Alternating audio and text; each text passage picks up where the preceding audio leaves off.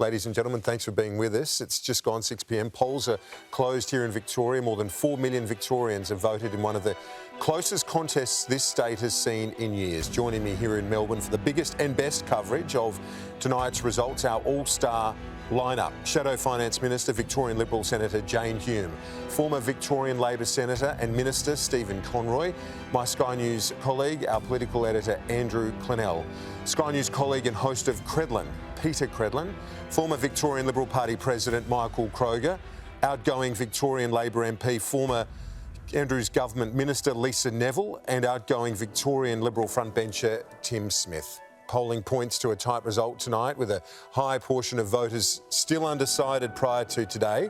Our Sky News People's Forum here in Melbourne saw a record 28% of the audience still uncommitted. So what were some of the key issues swaying voters at polling booths today when it did come time for them to make their decision? Let's take a look.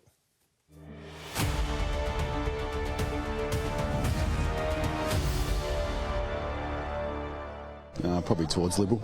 Well, what happened during COVID and with the lockdowns have an impact on the way you vote? My son was heavily impacted with schooling, missed 2 years of school, and he's still suffering now in Year 7.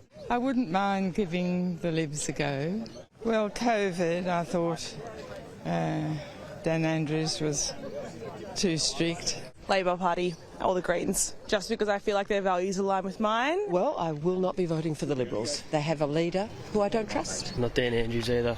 Affordable housing, everything that the Greens are talking about we think is pretty good. Are you guys renters? No, we own property, but I work in property, so I think affordable housing for anyone is really important. Yeah, Labor. I think he did the best he could with the situation that arose. Don't like Labor or Liberal. Just a quick read of the pamphlets to see who's working on the hospitals, really. Just wondering what issue determines your vote today? The lockdown. The past lockdown, brother. Mind if I ask who you vote for? Labor. But the lockdown? No, Liberal. I ain't joking with you. Just come here to get my name off the election roll, and that's about it. Just made some numbers up and just put them in the ballot box thingy and walked off. We just want to get Dan Andrews out. That's the main issue. We're sick and tired of him. I think it's time for a change. I think Andrews has run his race and, give someone else a go. The catastrophe they caused, the economy's gone downhill, our budget's blown out, it's terrible.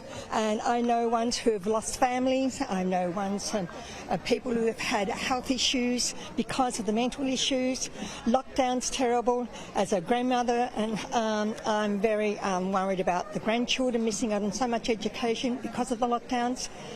Dan Andrews hasn't been accountable, refuses to be interviewed by the media, by police. It's just been diabolical. We're going to be in a disaster the next 4 years if he's back in.